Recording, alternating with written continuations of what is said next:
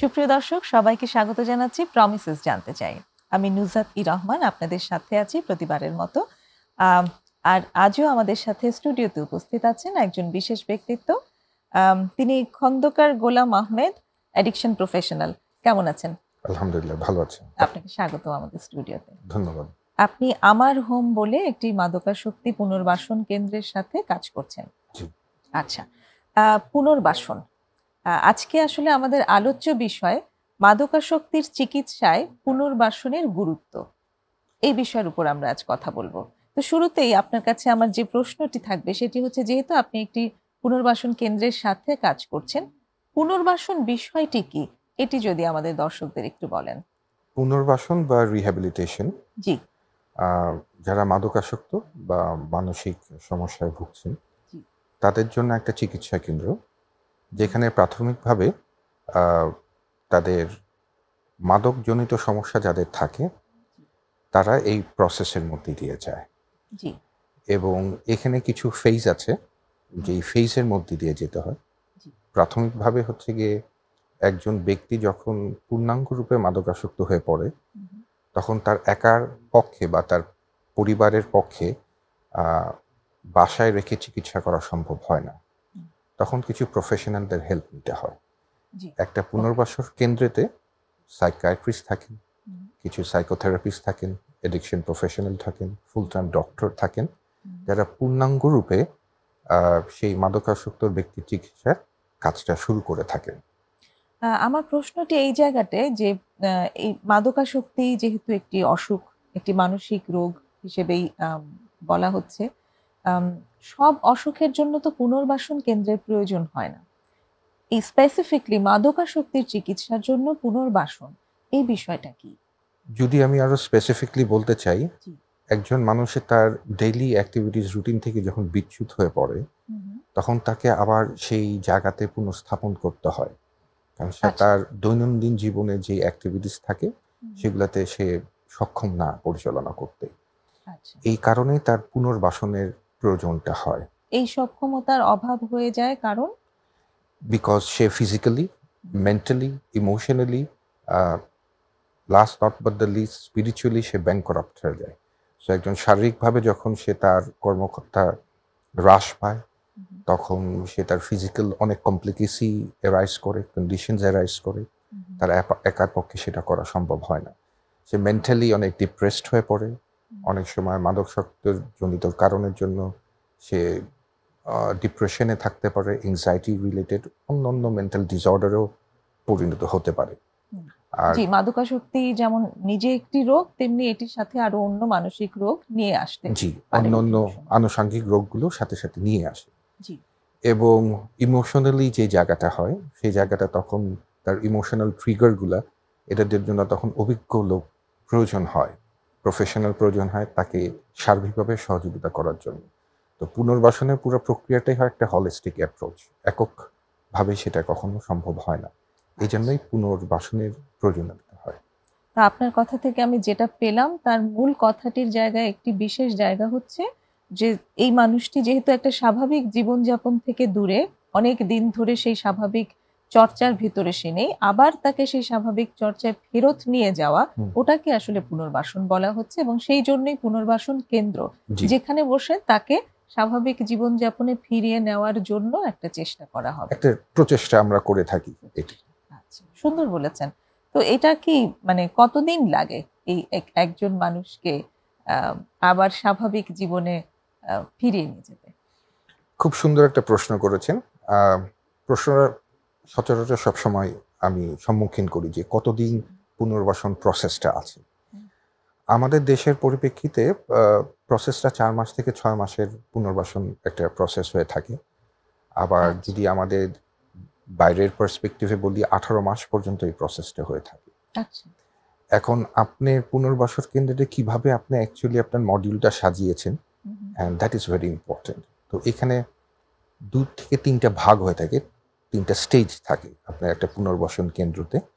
তো তো সেটা নির্ভর করে আপনি কিভাবে পলিসি মেকিং করে কিভাবে আগাচ্ছেন। একটু যদি বিস্তারিত বলেন। ধন্যবাদ। প্রথমে হচ্ছে গিয়ে আপনার একটা অ্যাসেসমেন্ট নেওয়া হয়। একজন মাদকাসক্ত ব্যক্তি যখন সে ভর্তি হতে আসে, একজন ক্লায়েন্ট, তার অ্যাসেসমেন্টের উপর তার একটা ইন্ডিভিজুয়াল প্ল্যান করা হয়। বাট প্রাথমিকভাবে যেটা করা হয় ডিটক্সিফিকেশন। আচ্ছা আচ্ছা। ডিটক্সিফিকেশন পিরিয়ডটাও নির্ভর করে একজন আসক্ত ব্যক্তির উপর, সে কি মাদক গ্রহণ করেছে, তার বয়স কত, তার অন্য কোনো মেডিকেল কন্ডিশন আছে কি না, তার পূর্ণাঙ্গ একটা প্যাথোলজিক্যাল টেস্ট নেওয়া হয়। এবং সাধারণত একটা উইথড্রল পিরিয়ড যেটা থাকে 14 ডেজ থেকে 21 ডেজের মধ্যে তার এই ডিটক্সিফিকেশন পিরিয়ডটা শেষ হয়। এটা হচ্ছে ফেজ 1। দ্বিতীয় ফেজ হচ্ছে সে যখন প্রোগ্রামের সাথে অন্তর্ভুক্ত হয়, একটা থেরাপিউটিক কমিউনিটির মধ্যে যখন সে ইনভলভ হয়, সকাল থেকে উঠে রাত পর্যন্ত একটা যে রুটিন থাকে, ওই যে পুনর্বাসনের শব্দটা চলে আসলো, নতুন করে অভ্যাসগুলো পুনর্জাগরণ করা, সেই সময়টা থাকে 2 থেকে 3 মাসের মধ্যে। তার পরবর্তী সময়টা যাওয়ার আগে হচ্ছে গিয়ে তার রিল্যাপস প্রিভেনশন নিয়ে কাজ করা এবং ফলো আপ। তো পুনর্বাসন প্রসেসটার থেকে সবচেয়ে বেশি ইম্পর্টেন্ট যেটা আমরা ফলো আপ করি সেটা হচ্ছে গিয়ে আফটার কেয়ার। একজন যখন পুনর্বাসনের সময় 3 থেকে 4 মাস বলি বা 6 মাস অবধি যদি বলি, তারপরে তার ফলো আপে থাকাটা খুব জরুরি। অর্থাৎ মেইনটেনেন্সের জায়গাটা তার পরিচালনা করতে হয়। ওকে। তো এই যে 3 থেকে 6 মাস তার পুনর্বাসন হচ্ছে, এই সময়ের মাঝের যে অ্যাক্টিভিটি গুলো সেগুলো সম্পর্কে একটু বিস্তারিত জানতে চাই। আপনি বলেছেন অনেকগুলো যে প্রথমে অ্যাসেসমেন্ট করা হচ্ছে, তারপরে সে একটা থেরাপিউটিক কমিউনিটিতে চলে যাচ্ছে, কারণ এই থেরাপিউটিক কমিউনিটিটা হচ্ছে ওই সেন্টারে যারা আছে তাদের সবাইকে নিয়ে মিলেই আসলে থেরাপিউটিক কমিউনিটি। সেখানে প্রফেশনালস আসছে, প্রফেশনালরা এসে তাদেরকে হেল্প করছে। জি। এবং তারপরে রিল্যাপস প্রিভেনশন। তো এই যে মানে অনেকগুলো টার্মিনোলজি, এগুলো সম্পর্কে আমরা যদি একটু আরেকটু মানে সহজ ভাষায় জানতে পারি। এই আচ্ছা। পুনর্বাসনের সময়টিতে যে থেরাপিউটিক কমিউনিটি এটা কিভাবে কাজ করছে এবং কি কি কাজ করছে? অনেকটা ব্রড টার্ম, বাট জি। থেরাপিউটিক কমিউনিটি হচ্ছে গিয়ে একে অপরকে সাহায্য করা। আচ্ছা আচ্ছা। একটা কমিউনিটিকে যখন থাকে, একটা ফ্যামিলিতে যখন থাকে, একটা সোসাইটি থাকে, আমরা একে অপরকে সাহায্য করি। এখন একজন একজনকে সাহায্য করার মাধ্যমে আমরা উঠে আসি, আচ্ছা। বাট সবসময় কিন্তু একজনের পক্ষে সম্ভব হয় না। তখন আমাদের অ্যাডিকশন প্রফেশনাল যারা থাকে, তখন আমাদের বিভিন্ন সেশন থাকে, সাইকো সোশ্যাল থেরাপি সেশন থাকে, ইন্ডিভিজুয়াল কাউন্সেলিং থাকে, গ্রুপ কাউন্সেলিং থাকে। এর মধ্যে যারা থেরাপিস্ট আছে তারা বিভিন্ন ধরনের আর্ট থেরাপি আছে, মিউজিক থেরাপি আছে, সিবিটি প্রয়োগ করে, বাট ওটা থেরাপিস্টরাই করেন। তো সামগ্রিকভাবে একটা রুটিন যখন একজনের জন্য সেট করা হয়, তার পরবর্তী হচ্ছে গিয়ে সেই পদচারণা করা, ওটাকে মেনটেন করা। অনেকে মোটিভেটেড হয়ে আসে, আবার অনেকে একেবারেই কোনো মোটিভেশন ছাড়াই আসে। কেউ কেউ কাউকে আবার দেখা যায় যে কোনো ইচ্ছেই নেই, তাকে জোর করেই হয়তো এনে রিহ্যাবিলিটেট করা হচ্ছে। তো এই জায়গাগুলোতে মানে তখন কিভাবে আপনারা কাজ করেন? Coming back to the point, আপনার একজন যখন প্রি কন্টেম্পলেশন স্টেজে থাকে, তখন তার আসলে কোনো ইচ্ছেই নেই মাদক থেকে বের হওয়ার। বাট একটা সময় যখন যায়, তখন যদি তার এই পরিবর্তনের জায়গায় একটা কন্টেম্পলেশন স্টেজে আসে, অর্থাৎ সে বুঝতে পারে তার শারীরিক বা মানসিক অবস্থা কোথায় আছে, তার পরবর্তীতে যদি আমরা বলি প্ল্যানিং, তারপর অ্যাকশন এবং মেইনটেনেন্স। এই যে বুঝতে পারার এই সময়টা কি আপনি বলছেন ডিটক্স হয়ে যাওয়ার পরের সময়? পরবর্তী সময়। আচ্ছা আচ্ছা। ডিটক্স বলা হচ্ছে কোন সময়টাকে, মানে ভর্তি হওয়ার পর, মানে ডিটক্স পিরিয়ডটা কি অ্যাকচুয়ালি? যেদিন থেকে অ্যাডমিশন নিল সেদিন থেকে 2 সপ্তাহ থেকে 3 সপ্তাহের মধ্যে একটা ডিটক্সিফিকেশন পিরিয়ড বলি। অনেকের জন্য এটা আবার লম্বা হতেও পারে, অর্থাৎ 2 সপ্তাহ থেকে 3 সপ্তাহ। যেটা বলছিলাম, যে মাদক গ্রহণ করছে এটার উপর নির্ভর করে তার পিরিয়ডটা অনেক সময় শর্ট হতে পারে, আবার একটু লং হতে পারে। তো ওই সময় সার্বক্ষণিকভাবে মেডিকেল ডক্টর যারা আছেন, ওনার ফিজিশিয়ানরা চেক আপ করেন, ডেইলি একটা হেলথ চেক আপ করা হয় যে তার প্রেশার বা আনুষঙ্গিক অন্য বিষয় আছে। তো যেই বিষয়ে বলছিলেন সেটা হচ্ছে আপনার এই মোটিভেশনের জায়গাটা হচ্ছে গিয়ে খুব ট্রিকি, খুবই ট্রিকি। বিকজ এই যে কিছুক্ষণ আগে যেটা আমি 5টা স্টেজের কথা বললাম, রিকারেন্স বলে একটা শব্দ আছে। অনেকে দেখা গেছে আমরা যেমন রিকাভারিতে চলে আসার পরেও দেখা যায় রিল্যাপস হয়ে যায়। তখন অনেকে প্রশ্ন করতে পারি যে একটা সুন্দর প্রসেস দিয়ে গেল, সে মেনটেন করছে, বছর দুয়েক ভালো কেন এই বিষয়টা হলো। হুম। So আপনি মেনটেনেন্সের জায়গাটা যখন ছেড়ে দিবেন তখন কিন্তু আবার পুনরায় ওই অ্যাডিকটিভ বিহেভিয়ার প্যাটার্ন গুলো ফেরত চলে আসে। জি, আমরা এই জায়গাটা নিয়ে একটা বিরতির পরে আলাপ করছি। প্রিয় দর্শক, আমাদের সাথে থাকুন। একটা ছোট্ট বিরতি নিয়ে এখনই ফিরছি।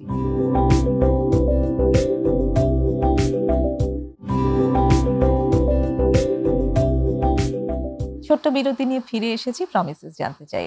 আজ কথা হচ্ছে মাদকাসক্তির চিকিৎসায় পুনর্বাসনের গুরুত্ব এই বিষয়ের উপর খন্দকার গোলাম আহমেদের সাথে। আমরা যেই জায়গাটাতে ছিলাম সেটি হচ্ছে আম এই মাদকাসক্তির চিকিৎসায় মোটিভেশন একটা খুব বড় ভূমিকা রাখে, এটি আপনি বলেছেন। এবং এই মোটিভেশন বিভিন্ন সময় ফ্ল্যাকচুয়েট করে। এই জায়গাটাতেই আমরা ছিলাম যে একটা সময় হয়তো ভর্তি হওয়ার কিছুদিন পরে সে বেশ মোটিভেটেড। তার কিছুদিন পরেই হয়তো খুব মোটিভেশন কমে গেল। আবার হয়তো তার পুরো প্রক্রিয়া শেষ হয়ে যাওয়ার পরে অনেকদিন ভালোই আছে, হুট করে আবার তার মোটিভেশন কমে গেল। এই জায়গাগুলোতে ফ্ল্যাকচুয়েশন হয়। এইটা নিয়েই আপনি বলছিলেন। এই যে মুড সুইং এর কথা যদি বলি, এই যে মোটিভেশনের যে ফ্লাকচুয়েশন এর যে কথাটা, জি। এই সময়টাইতে আমাদের হোলিস্টিক অ্যাপ্রোচ এর কাজটা। আচ্ছা, আচ্ছা। শুধু একজন অ্যাডিকশন প্রফেশনাল এই জায়গাটা নির্ণয় করতে পারে না। হুম, হুম। তখন দেখা যায় যে তার সাইকিয়াট্রিস্ট যদি থাকেন, তার যদি অন্য কোনো মেন্টাল ডিসঅর্ডার হয়ে থাকেন, তখন সেটা আইডেন্টিফাই করেন। আচ্ছা। বিকজ সাধারণত একটা স্টাডিতে দেখা যায় 70-80% যারা মাদকাসক্ততে আছে, হুম, তাদের ডিপ্রেশন, এংজাইটি বা অন্যান্য কোনো মেন্টাল ডিসঅর্ডারে তারা ভোগেন। হুম। এটা খুব প্রমিনেন্ট। জি। তো শুধু আসক্তির কারণে যে খুব তার এই সমস্যা হয় তা না। অনেকের সাবস্টেন্স ইনডিউসড হয়, অনেকের আলাদাভাবে আগের থেকেই প্রমিনেন্টলি এই ডিসঅর্ডার থাকতে পারে। হুম। তখন দেখা যাচ্ছে তার মেডিকেশনের একটা প্রয়োজন আছে রেগুলারিটি মেইনটেইন করার জন্য। তারপরে দেখো যখন তার সাইকোথেরাপিস্টের সাথে তার ইমোশনাল ট্রিগার নিয়ে যখন কথা বলছে, অনেক বিষয় আছে ভিতর থেকে বের হয়ে আসে। হুম। তো সামগ্রিকভাবে ওই কেস ম্যানেজার যখন তার কেসটা সাজায়, তখন সে বুঝতে পারে যে অ্যাকচুয়ালি তার কোন সময় কাজ করাটা প্রয়োজন। আচ্ছা, আচ্ছা। হ্যাঁ? কোন জায়গাটাতে তার কাজ করা প্রয়োজন। হুম। অ্যান্ড সেইভাবেই তখন আমাদের রিল্যাপস প্রিভেনশন যারটা তখন সেইভাবে নির্ণয় করে এবং মেইনটেন্যান্স এর জায়গাটা আসে। তো আচ্ছা। জায়গাটা আসলে খুবই ট্রিকি। হুম। বাট এটাই হচ্ছে গিয়ে রিহ্যাবিলিটেশন প্রসেসের চ্যালেঞ্জটা হচ্ছে গিয়ে ওইখানে। হুম। তো আমার অভিজ্ঞতায় আমি দেখেছি যে রিহ্যাবিলিটেশন সেন্টারে থাকাকালে আম বেশ অনেক আসক্ত রোগীর ক্ষেত্রেই দেখা যায় যে হঠাৎ করে তাদের আর কোনো মোটিভেশন কাজ করছে না। কোনো কিছুতেই তখন তারা কোঅপারেট করছে না। তারা থেরাপিউটিক কমিউনিটির সাথেও খুব একটা তখন কমিউনিকেট করছে না। আম যে এভরিডে লাইফ এর জন্য যে রুটিন আছে সেই জায়গাটাতেও তারা রেসপন্স করছে না। এই সময়গুলোকে কি বলবেন এবং এই সময়গুলোতে আপনারা কিভাবে এদেরকে ডিল করেন? Very important question. যখন খুব নাল অ্যান্ড ভয়েড হয়ে যায়, যখন কোনো কিছু থেকেই তারা হুম, আগ্রহ পায় না অ্যাকচুয়ালি। হুম, তার প্রাত্যহিক রুটিনের কথা বলেন, হুম। তার সেশন কাউন্সেলিং এর কথা বলেন, সেখান থেকে যখন হয়। জি। আ আমাদের একটা জার্নাল পিরিয়ডের টাইম থাকে, কোয়াইট টাইম বলি আমরা, জার্নাল রাইটিং বলি। হ্যাঁ? আচ্ছা। তখন ওই জার্নাল রাইটিং বা কি ওই করে সেখানে একটু যদি আচ্ছা, বলেন? এটা হচ্ছে গিয়ে সন্ধ্যার দিকে সারাদিন কাজ করার পরে আ সন্ধ্যার সময় তারা একটা সময় পায় ০.৫ ঘন্টার জন্য বা ১ ঘন্টার জন্য। হুম। তো সেই জায়গায় তারা জার্নাল রাইট করে, তারা লেখে কি লেখেন? তাদের অনুভূতির জায়গাগুলা। সে যদি এটাও লেখে যে আজকে আমার কোনো কিছু করতে ভালো লাগছে না, আচ্ছা। সেটাও লিখবে সে। যদি এক হুম, শব্দও হয়। হুম। তা আমার হোমের একটা খুব সুন্দর বিষয় আছে। আ মনের দেয়াল বলে একটা কথা আছে। মনের দেয়াল। আচ্ছা, আচ্ছা। হ্যাঁ? আমরা যেমন স্কুল কলেজে ছোট গ্যাজেট, নিউজপেপার লিখে ওয়ালে স্টিক করতাম। হুম, হুম। তো ওরকম মনের একটা দেওয়াল আছে। দেয়াল পত্রিকা ছিল যেটা। দেয়াল পত্রিকা। হুম, তো খুব ছোট চিরকুটে এটা অ্যানোনিমাস এর মতো থাকে। কে লিখেছে এটা না লিখলেও হয়। হুম। তার মনের কথাটা ২ টো কথা ওখানে লিখে দেয়। আচ্ছা। হ্যাঁ? তো একটা সাইকোলজিক্যাল পার্সপেক্টিভ থেকে দেখা যে কথাটা আপনি বলতে পারছেন না। হুম, কাউকে বলতে পারছেন না আপনি, বাট যেমন মাকে মিস করি। হুম। এই সুন্দর একটা শব্দ লিখে জাস্ট ওয়ালে টাঙিয়ে দিল।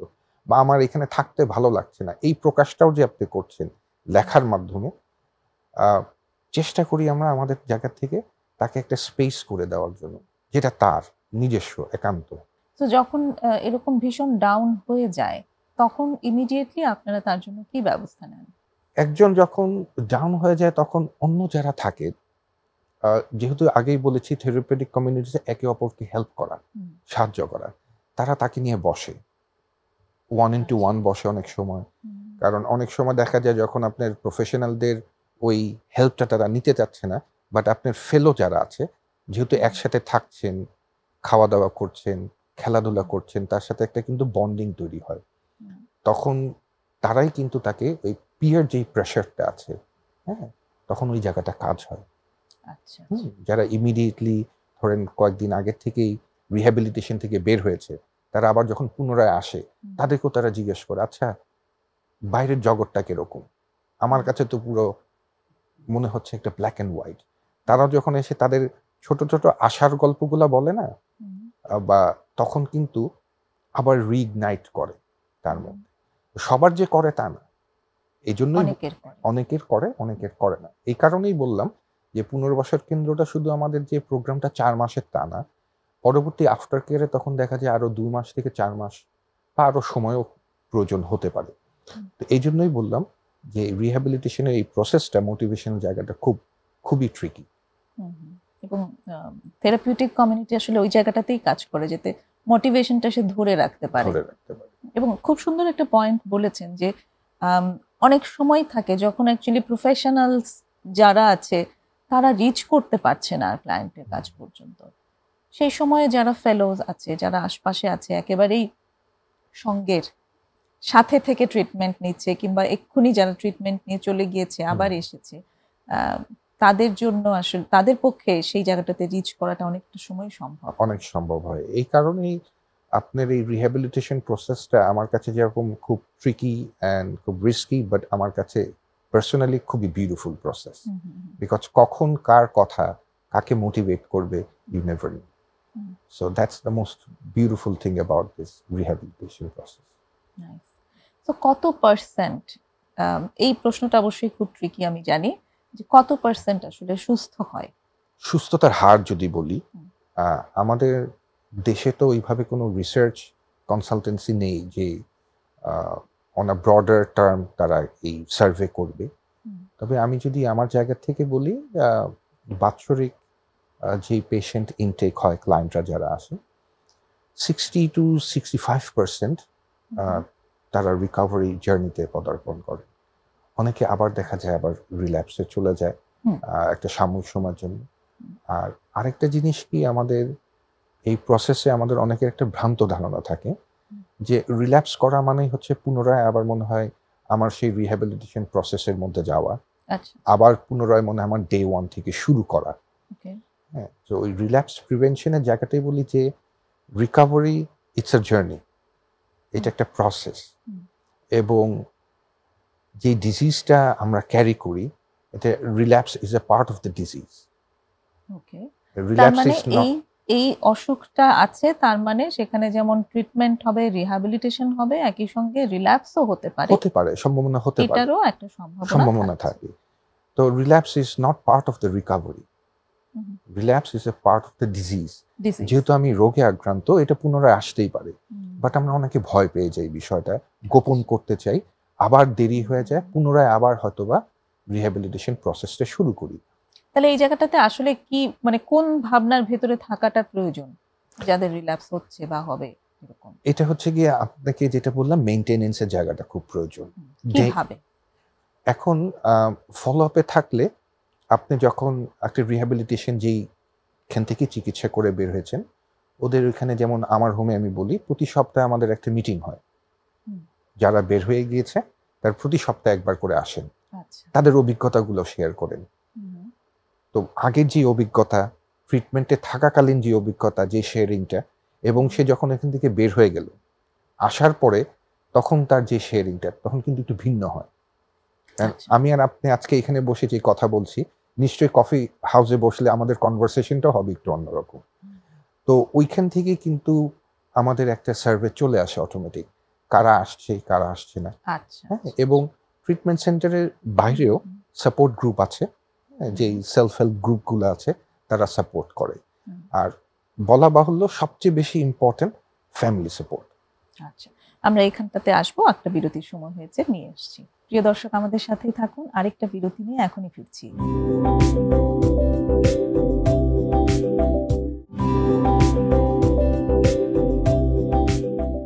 আপনারা দেখছেন প্রমিসেস জানতে চাই। আজ কথা হচ্ছে খন্দকার গোলাম আহমেদের সাথে মাদকাসক্তির চিকিৎসায় পুনর্বাসনের গুরুত্ব।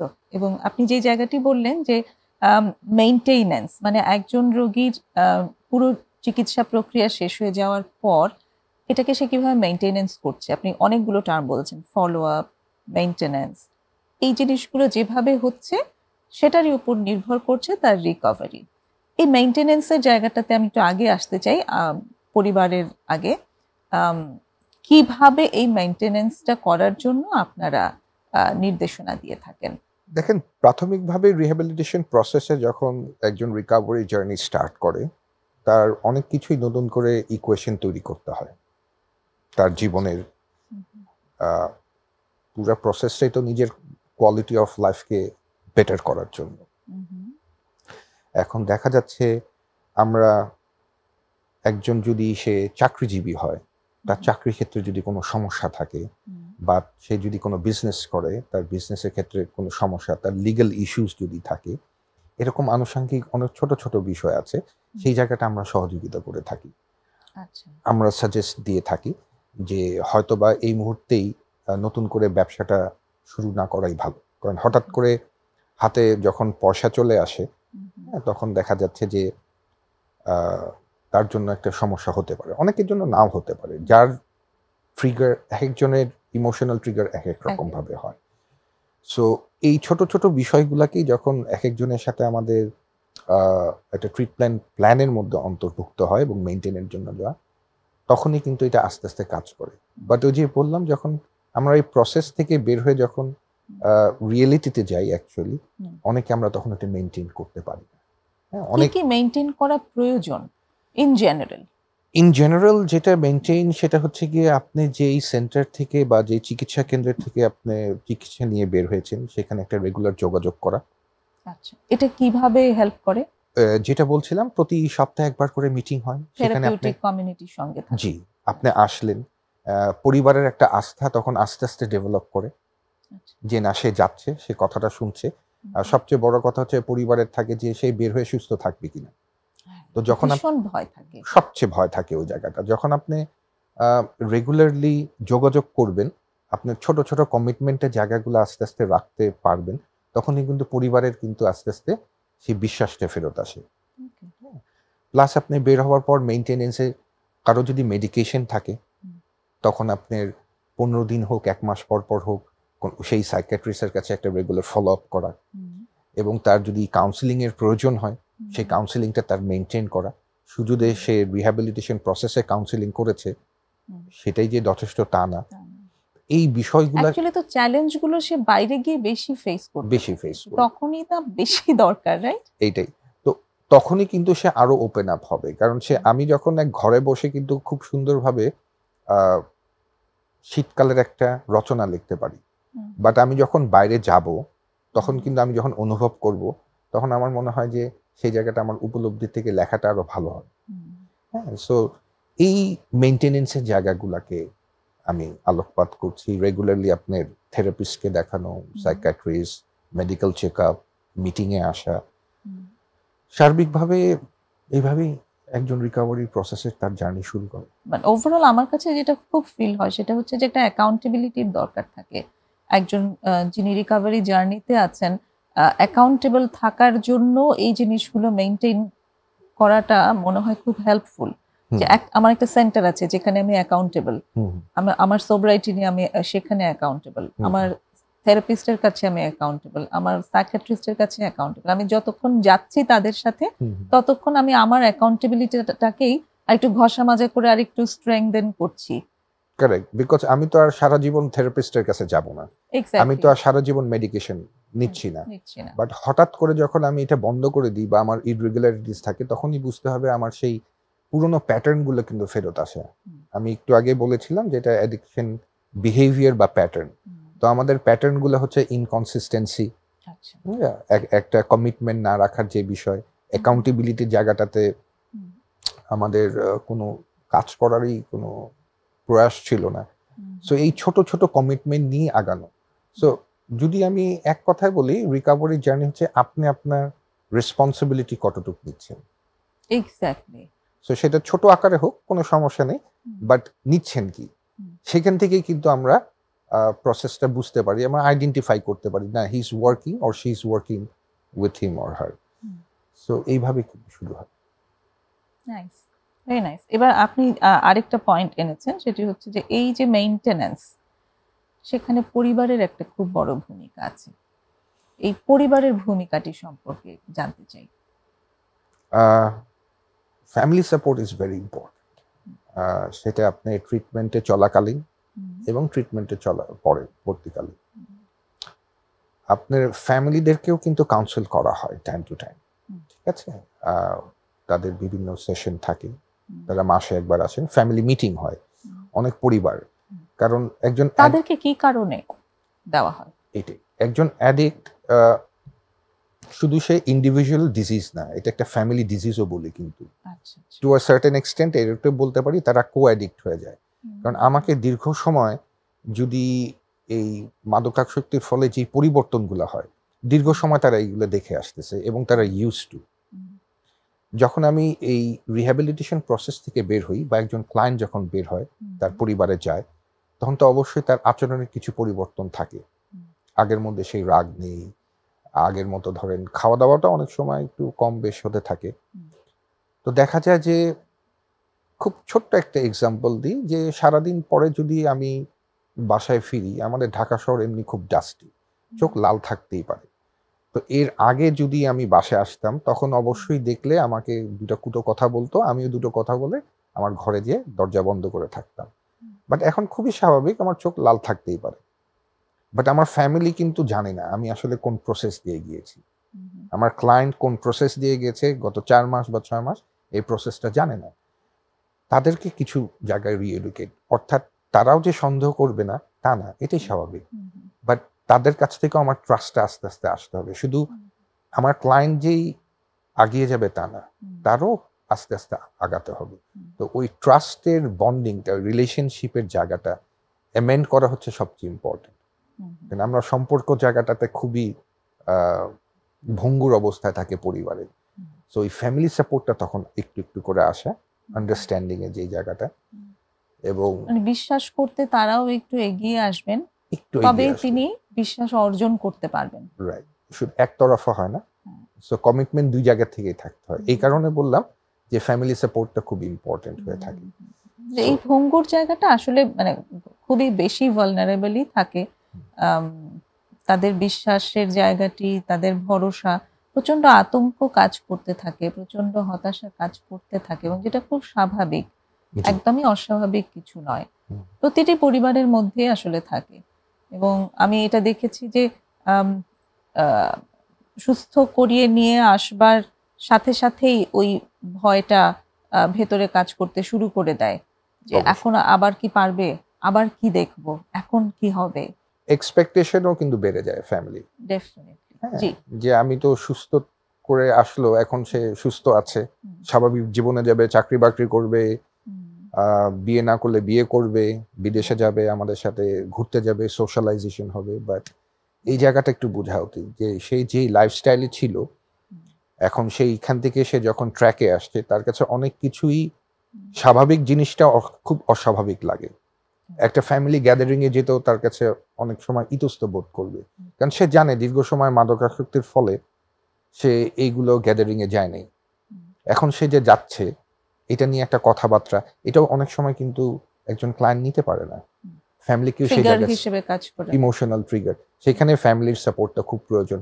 ঠিক আছে, তুমি আজকে যাচ্ছ না, নেক্সট টাইম যাও, বা এই যে ছোট ছোট বিষয়গুলো আন্ডারস্ট্যান্ডিং এর, এগুলো খুব ইম্পর্টেন্ট। ওই ডে টু ডে আসলে আমাদের ওই ছোট ছোট জিনিস নিয়ে কিন্তু আমরা অগ্রসর হই।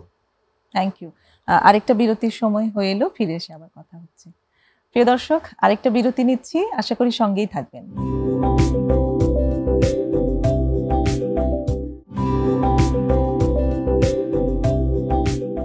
ছোট্ট বিরতি নিয়ে আবারও ফিরে এসেছি প্রমিসেস জানতে চাইয়ে। কথা হচ্ছে মাদকাসক্তির চিকিৎসায় পুনর্বাসনের গুরুত্ব নিয়ে খন্দকার গোলাম আহমেদের সাথে। আমরা অনুষ্ঠানের শেষ পর্বটিতে আছি। তো যেটা নিয়ে আসলে শুরু করেছিলাম আমরা, পুনর্বাসন, ওখানেই থাকতে চাচ্ছি। এর আগের পর্বটুকুতে যতটুকুতে ছিলাম আমরা, যে পরিবারের সাথে যে একটা সম্পর্কের দিক থেকে অনেক দূরত্ব তৈরি হয়ে যায়। আম, তারপর চিকিৎসা নিয়ে আসার পরে সেখানে অ্যাডজাস্টমেন্টের একটা ইস্যু হয়। পুনর্বাসন, এই যে একটা গ্যাপ আছে পরিবারের সাথে এই আসক্ত ব্যক্তির, এই গ্যাপটিকে কিভাবে পূরণ করতে সাহায্য করে? ফ্যামিলি সাপোর্টের যে কথাটা বলছিলাম, জি। একজন ইন্ডিভিজুয়াল ক্লায়েন্টের সাথে এখানে পুনর্বাসনের ইম্পর্টেন্সটা খুব ভাইটাল। জি। কারণ ওই যে ছোট ছোট বিশ্বাস, অ্যাকাউন্টেবিলিটির জায়গাগুলা যখন তাকে বিশ্বাস করে না বা তাকে প্রশ্নবিদ্ধ হতে হয়, তখন কিন্তু ওই ট্রিটমেন্ট সেন্টারের তার যে কেস ম্যানেজার, তাকে তখন এই প্রসেসটাতে সে হেল্প করে। যদি বলি যে সে একটা ব্রিজ হিসাবে অ্যাক্ট করে। আচ্ছা আচ্ছা, একটু যদি ভেঙে বলেন। কারণ মাঝখানে তো সম্পর্ক একটা টানাপোড়ান আছে, তো সেই জায়গায় যেই গ্যাপটা আছে সেই গ্যাপটাকে ফিল আপ করার জন্যই তখন এই রিহ্যাবিলিটেশন প্রসেসে যারা যারা কাজ করেছে তার সাথে, তারা তখন এই ফিল আপ করে। কিভাবে করে? তার যদি বলি যে একটা কাজের জন্য তার একজন স্টুডেন্ট থাকে, সে যদি মনে করে তার ওই ইউনিভার্সিটিতে পুনরায় যদি আবার সে অ্যাডমিশন নেয়, আবার সেম এনভায়রনমেন্টে থাকবে, তার একটা ইমোশনাল ট্রিগার হওয়ার সম্ভাবনা থাকে। পরিবার অনেক সময় বুঝে না, মনে করে ব্রেক অফ স্টাডি হয়েছে, এটা একটা বাজে অভ্যাস ছিল, একটা পুনর্বাসন কেন্দ্রে গিয়েছে, আবার তুমি এখানে ইউনিভার্সিটিতে এডমিশন নিয়ে নাও। বাট তখন হচ্ছে গিয়ে তার হয়ে তখন কথা বলার, আপনার ছেলেকে আপনি ওই একই পরিবেশে আবার দিচ্ছেন যেই পরিবেশে সে যেতে পছন্দ করছে না, বিকজ তার কথাটা কিন্তু অ্যাকসেপ্টেড না ওই সময়। তখন দেখা যাচ্ছে হয়তো বা একটা স্টাডি ব্রেক হতে পারে, ইউনিভার্সিটি চেঞ্জ হতে পারে, বা ব্যবসার ক্ষেত্রেও যদি বলি এরকম যার যার ক্ষেত্রে হতে পারে, ওই একই ব্যবসা একই জায়গায় করতে গেলে হয়তো বা পুনরায় তার প্রবলেম হতে পারে। এটা তো আমি বললাম তার লাইফের ডে ইন ডে আউটের জন্য, সোশ্যাল অ্যাক্টিভিটিসের জন্য হতে পারে, সে একটু অ্যান্টি সোশ্যাল হতে পারে। এখন এটা আমার পরিবারের মেনে নিতে হবে। একজন ক্লায়েন্ট যখন মেনে নেয় যে সে অ্যাডিক্ট, সে মোটিভেটেড ঠিকই, বাট তার মানতেও কিন্তু কষ্ট হয় যে একজন আসক্ত ব্যক্তি এবং এইটাকে নিয়ে তার কাজ করতে হবে। পরিবারেরও কিন্তু একাংশে খুব কষ্ট হয় মানতে যে আমার ছেলে আসক্ত বা আমার মেয়ে আসক্ত, তো তাদেরকেও কিন্তু একই রকম ভাবে এই অ্যাকসেপ্টেন্সটা আসতে হবে। তো এই জায়গাটাতেই হচ্ছে আমাদের যারা প্রফেশনালরা আছে তারা ফ্যামিলি মিটিংটা যখন করে, কাউন্সিলিংটা করে, তখন তাদের সাথে বসে কথা বলে যে আপনার ছেলেও যেরকম অসুস্থ আছেন এটাকে আপনিও মেনে নেন। এবং সমাজের আমরা তো আসলে খুব স্টিগমাটাইজ সোসাইটি, এইগুলো নিয়ে কথা বলতে খুব একটা স্বাচ্ছন্দ্য বোধ করি না, অনেকে তো দেখা যায় ইতস্ত বোধও করি। তো সেই জায়গা থেকে আমার মনে হয় যে ফ্যামিলি সাপোর্টটা যদি খুবই জরুরি, এবং এই জায়গাটাই রিহ্যাবিলিটেশন প্রসেসটা কাজ করে। রিহ্যাবের প্রয়োজনীয়তা হচ্ছে গিয়ে শুধু একজন ক্লায়েন্টকে তার অ্যাবস্টিনেন্স বা তার ডেইলি লাইফ মেনটেন করা না, বাট পরবর্তীতে কিভাবে এটাকে ব্রিজ করা যায়। চমৎকার। একটা জায়গা নিয়ে আমাদের কথা হচ্ছিল যে মোটিভেশনটা যেমন কখনো বেড়ে যায় কখনো কমে যায়, এসছিল একটা জায়গায় যে রিল্যাপস হয়ে যায়, তো রিল্যাপস হওয়ার পরে একটা ভয় কাজ করে। এরকম অনেকের ক্ষেত্রে এটা দেখেছি, আমিও যেভাবে দেখেছি কাজের ক্ষেত্রে গিয়ে, যে রিল্যাপস হয়ে যাচ্ছে, যে মুহূর্তেই রিল্যাপস হয় সেই সময় একটা গভীর ডিপ্রেশনে পড়ে যাচ্ছে, প্রচন্ড একটা অপরাধ বোধ ভিতরে কাজ করতে শুরু করেছে। তো এই জায়গাগুলোতে আসলে নির্দেশনাটা কি তাদের জন্য? কি করলে তারা এই সময়ে একদম ইনিশিয়ালি নিজেদেরকে মানে সেভ করা যেটাকে বলে সেটা করতে পারে? একটা সেন্টেন্সেই বলি, make a phone call. To hmm? To your counsellor, your peer counsellor or to your sponsor, যাকে হোক একজনকে নির্বাচন করে নেন।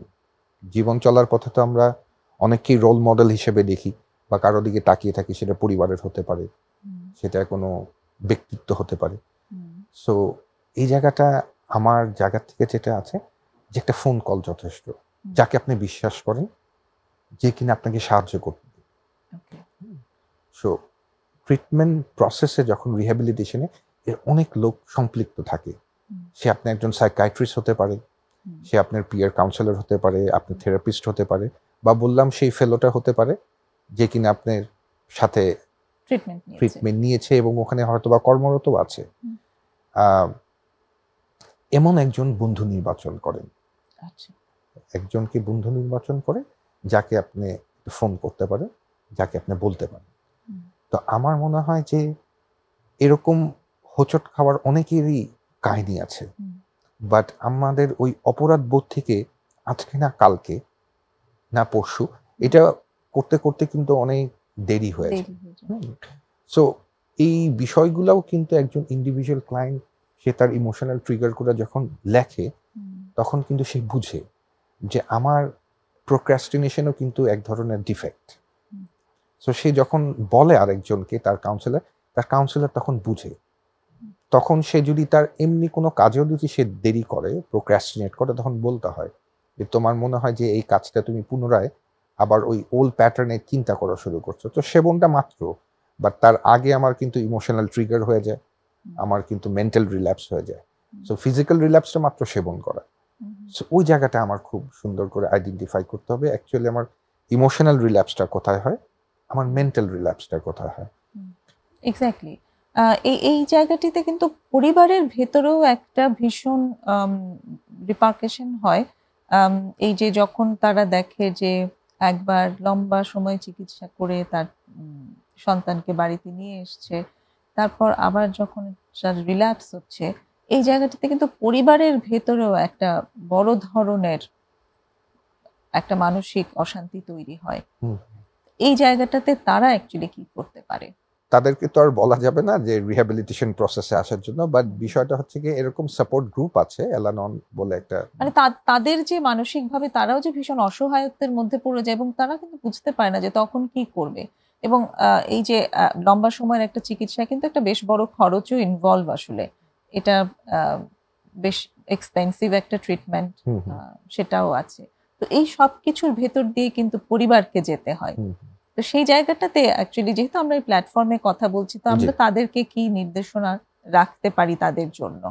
তার সন্তান যেমন একটা রেগুলার ফলো আপে থাকে একটা ট্রিটমেন্ট সেন্টারে, আমার জায়গা থেকে খুব স্বাভাবিকভাবে একটা সাজেশন থাকবে তারাও যেন একটা ফলো আপ করে, ওকে, যে ছেলে কি রেগুলারলি যাচ্ছে কিনা, এবং তাদেরও যদি একটা রেগুলার ফলো আপ থাকে তখন কিন্তু তার অর্থাৎ ক্লায়েন্ট সে মোটিভেটেড কিন্তু অটোমেটিক ভাবে হয় যে না আমার জন্য কেয়ার করে। আচ্ছা আচ্ছা। হ্যাঁ, সো যেই বিষয়টা হচ্ছে কি আপনার এই কেয়ারিং যে পার্টটা আছে, যে লাভিং যে পার্টটা আছে, এই শেয়ারিং যে পার্টটা আছে, তারাও কিন্তু এই জার্নির সাথে সম্পৃক্ত। যেটা আমি একটু বলছিলাম যে ক্লায়েন্ট কিন্তু রিহ্যাবিলিটেশন প্রসেস দিয়ে যাচ্ছে, কিন্তু সে কিন্তু ওই রিহ্যাবিলিটেশনের মধ্যে নেই বা প্রসেস দিয়ে যাচ্ছে না, বাট সেটাকে যদি আপনার বুঝতে হয় তাহলে আপনার রেগুলার যেতে হবে, যোগাযোগ রাখতে হবে এবং কাউন্সেলিংটা করতে হবে, ফ্যামিলি কাউন্সেলিং এর যে জায়গাটা, এবং সেই জায়গায় কিন্তু আপনি একজন ক্লায়েন্টকে এনহ্যান্স করতে পারবেন, তার রিকভারিকে সমৃদ্ধ করতে পারবেন। সে নিজে যেমন বিভিন্ন চ্যালেঞ্জেস ফেস করছে, নতুন নতুন ফ্যামিলিও কিন্তু করছে। একটা খুব বড় ফিনান্সিয়াল কিন্তু শুধু মাদকাসক্ত যখন ছিল তখন যে তার লস হয়েছে তা না, সে যখন এই রিহ্যাবিলিটেশন প্রসেস হয়ে যাচ্ছে তার একটা বিশাল অঙ্কের টাকা ব্যয় হচ্ছে। বের হওয়ার পর যখন একজন ক্লায়েন্ট যখন আবার তার বাসায় যখন আবার এই ফিনান্সিয়াল ডিলটা করতে চায় তার খুবই ভয় থাকে যে কতটুক টাকা দেওয়া উচিত, বেশি কি হয়ে যাচ্ছে কিনা। আমার কাছে হচ্ছে কি খুব সোজা, তার যতটুক প্রয়োজন ততটুকুই তাকে দেওয়া উচিত, প্রয়োজনের অতিরিক্ত ইজ নট গুড। এটা যে কোনো ক্ষেত্রেই হোক, প্রয়োজনের অতিরিক্ত সেটা আপনার ভালোবাসার ক্ষেত্রে হবে, কেয়ারিং এর ক্ষেত্রে হবে। আমরা অনেক সময় কিন্তু ফ্যামিলি ওভার কেয়ারিং এর পার্টটাও চলে আসি, যেটা কিন্তু একজন ক্লায়েন্ট নিতে পারে না, যে মনিটরিং করতে গিয়ে হেলিকপ্টার হয়ে যায়। জি জি। সো সেই জায়গাগুলোকে আমাদের একটু বুঝে আগানো উচিত। অনেক ধন্যবাদ। আশা করি আমাদের দর্শকরা উপকৃত হয়েছে এবং চমৎকার ইনফরমেটিভ, মানে আপনার অভিজ্ঞতা থেকে যে শেয়ারিং গুলো করলেন, অনেক ধন্যবাদ। ধন্যবাদ আপনাকে। প্রিয় দর্শক, আমরা অনুষ্ঠানের শেষ পর্যায়ে চলে এসেছি। এতক্ষণ সাথে থাকার জন্য ধন্যবাদ এবং আগামী অনুষ্ঠানে আমাদের সাথে থাকবেন এই আশা নিয়ে শেষ করছি। খোদা হাফেজ।